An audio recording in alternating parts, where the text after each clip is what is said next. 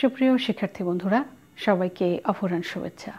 আজকের বাংলা পাঠে তোমাদের সবাইকে স্বাগত জানাচ্ছি। তোমাদের সাথে যথারীতি আছি আমি কানিজ ফাতিমা। শিক্ষার্থী বন্ধুরা, গত দিনে আমরা একটি পাঠ শুরু করেছিলাম।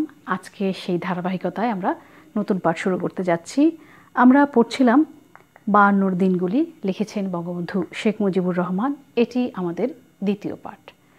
আমরা যদিও এটির মূল ভাব প্রথম ক্লাসে জেনেছি, তারপরও পাঠের ধারাবাহিকতার স্বার্থে আমরা একটু জেনে নেব।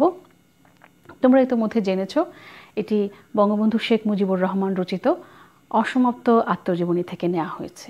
যদিও সেই অসমাপ্ত আত্মজীবনীতে দীর্ঘ সময় রয়েছে, কিন্তু আমরা আমাদের এই পাঠে শুধু 1952 সালের 21 ফেব্রুয়ারির যে অল্প কিছু দিনের স্মৃতি তিনি রোমন্থন করেছেন, স্মৃতিচারণ করেছেন, সেই বিষয়টুকু আমরা জানব। 1952 সালে বঙ্গবন্ধুর জেল জীবন ও জেল থেকে মুক্তি লাভের স্মৃতি বিবৃত হয়েছে এই জায়গায়। সেই সময় পাকিস্তানি শাসক গোষ্ঠীর অপশাসন ও বিনা বিচারে বছরের পর বছর যে আটক রেখেছিলেন, তার জন্য তিনি কি করেছেন? প্রতিবাদ করেছেন, অনশন ধর্মঘট করেছেন। এবং সেই সময় 1952 সালে 21 ফেব্রুয়ারি ভাষা আন্দোলনের মিছিলে যে গুলি হয়েছিল, সেই বিষয়টি গুরুত্ব সহকারে উঠে এসেছে। এবং মৃত্যু অত্যাসন্ন জেনেও সেই সময় তিনি অনশন ভঙ্গ করেননি। তার পরিবারের কথা মনে হয়েছে, স্ত্রী সন্তানদের কথা মনে হয়েছে।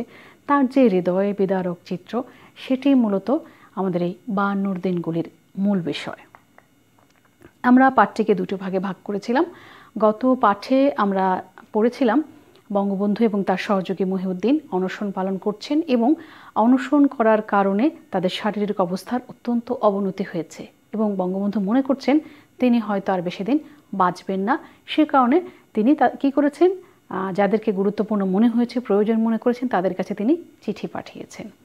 আজকে আমরা পড়ব তার পরবর্তী অংশ, অর্থাৎ অনশন করার কারণে তার শারীরিক অবস্থা এমন খারাপ হয়েছে যে সবাই খুবই চিন্তিত, হয়তো তিনি আর বাঁচবেন না। তো শেষ পর্যন্ত দেখা গেল তার এই অবস্থা বিবেচনা করে তৎকালীন সরকার তাকে কি করেছে? মুক্তি দিয়েছে। এবং বঙ্গবন্ধু খুবই খারাপ অবস্থা যখন তার মুক্তি দেওয়া হয়, তার বাবা এসে তাকে নিয়ে যান।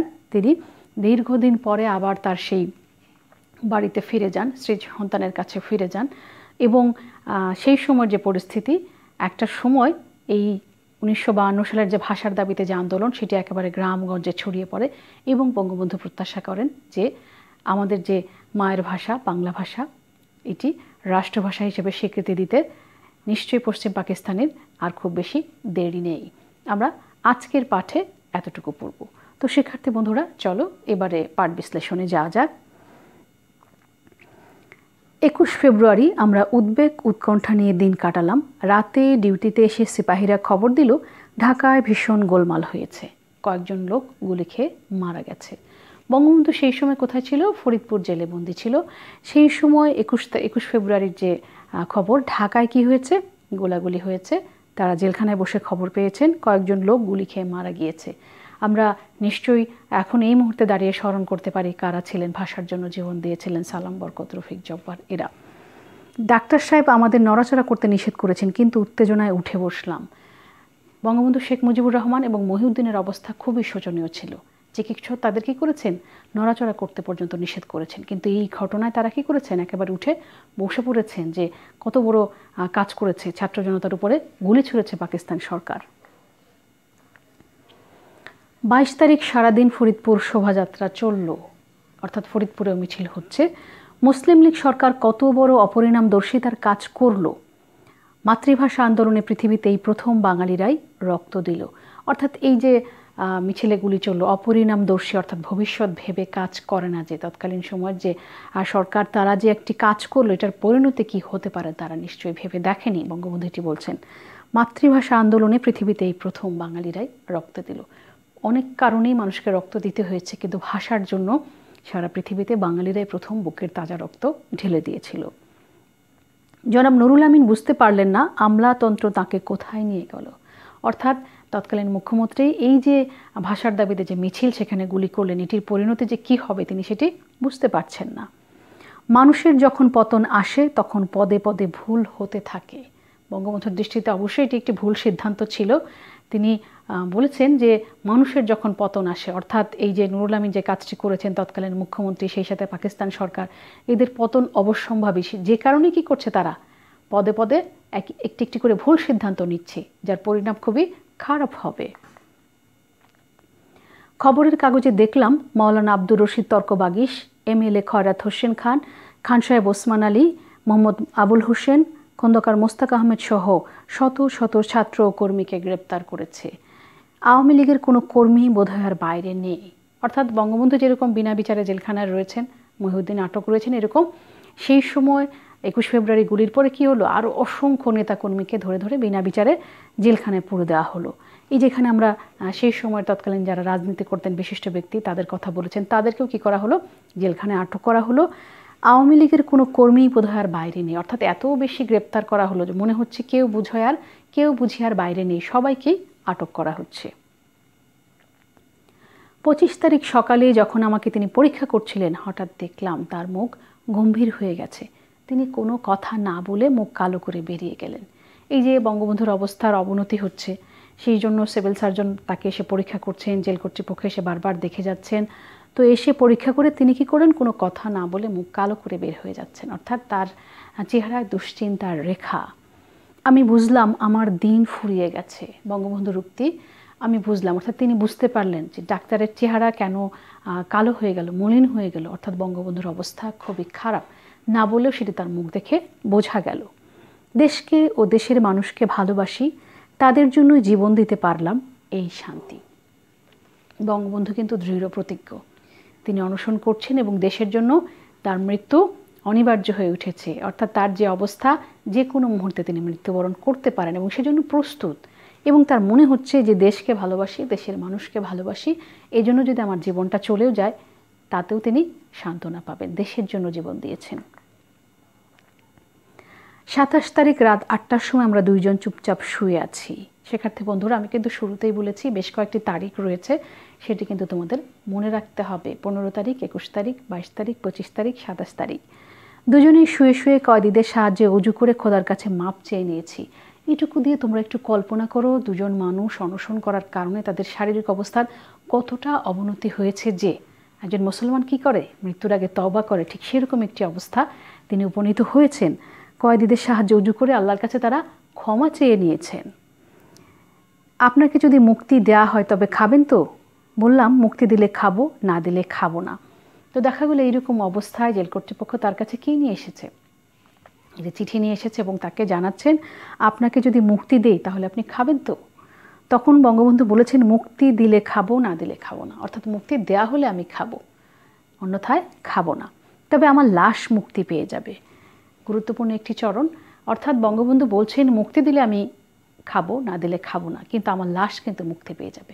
অর্থাৎ এই অনশন করার কারণে আমার মৃত্যু হবে, তখন আর আমাকে বন্দি করে রাখতে পারবেন না। তিনি পড়ে শোনালেন, আমি বিশ্বাস করতে চাইলাম না।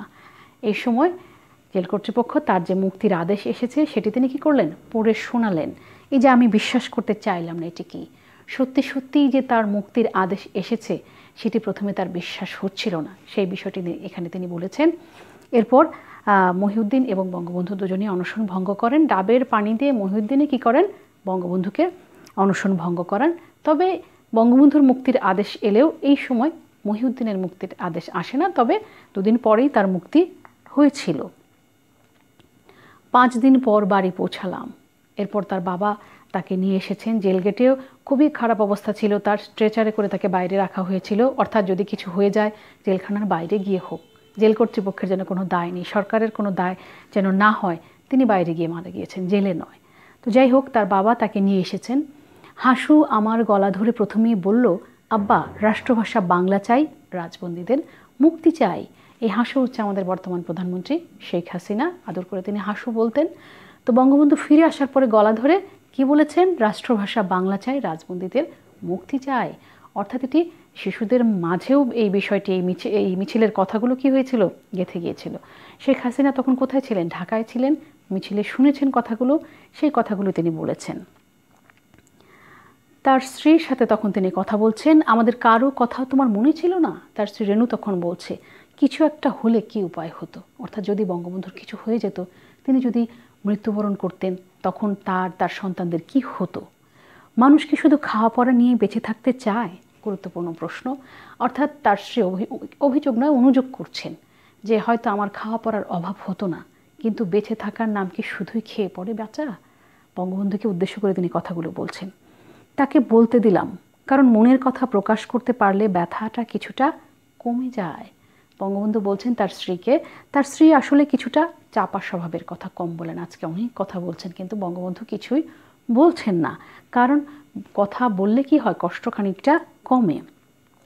আজ যেন কথার বাঁধ ভেঙে গেছে। কার কথা বলা হয়েছে? বঙ্গবন্ধুর স্ত্রী রেণুর প্রসঙ্গে কথাটি বলা হয়েছে। বঙ্গবন্ধু যখন ফিরে আসেন তখন তিনি তার যে আবেগ ছিল জমিয়ে রেখেছিলেন, আর সেই সময় তার যে মনের কষ্ট, আমাদের সমাজ ব্যবস্থায় সেটি কারো কাছে প্রকাশ করাও কঠিন ছিল।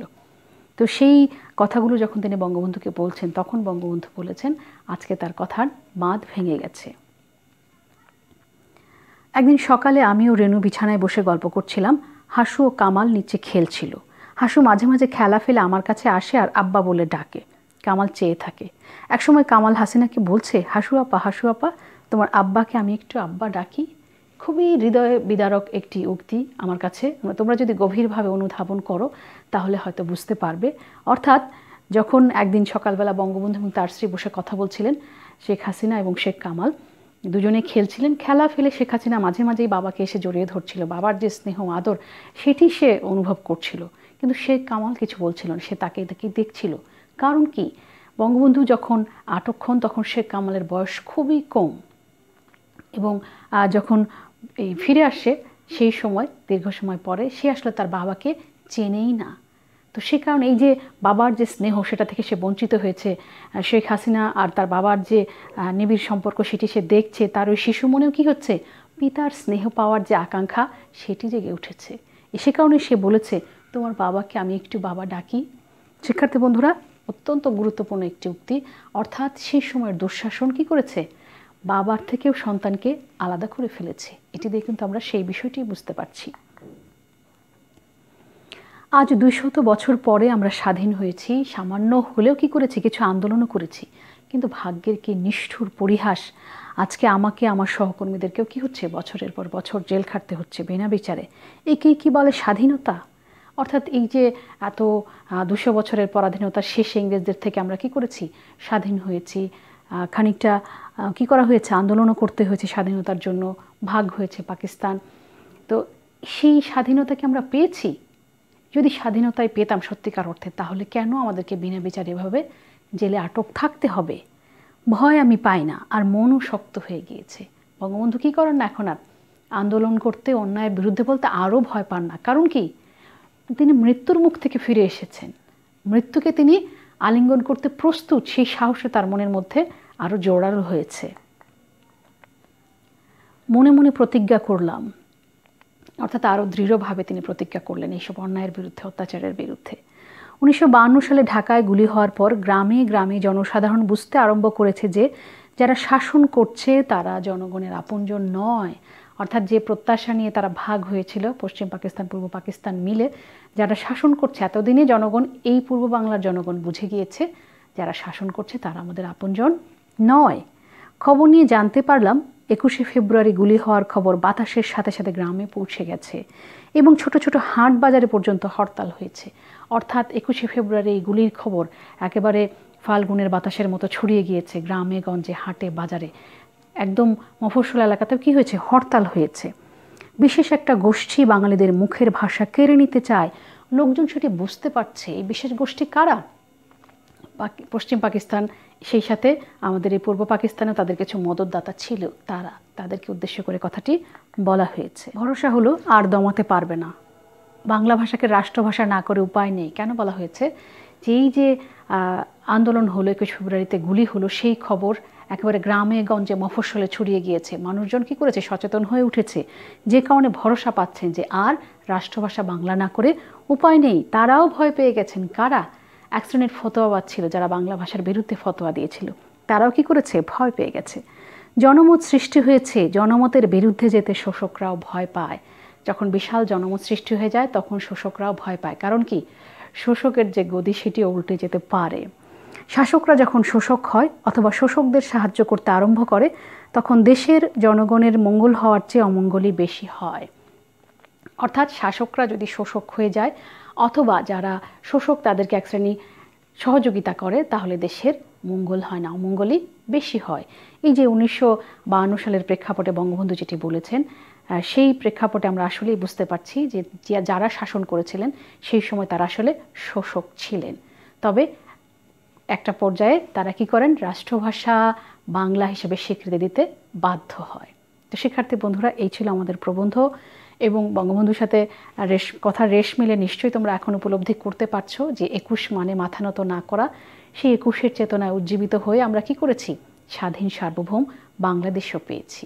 তো শিক্ষার্থী বন্ধুরা, অসাধারণ একটি বিষয় তোমরা পাঠ্য হিসেবে পেয়েছো। বিষয়টা তোমরা ভালোভাবে পড়বে। কোথাও বুঝতে অসুবিধা হলে অবশ্যই আমার সাথে যোগাযোগ করবে। তো শিক্ষার্থী বন্ধুরা, এর মাধ্যমে শেষ করছি আমাদের আজকের পাঠ। ভালো থেকো সবাই। আল্লাহ হাফেজ।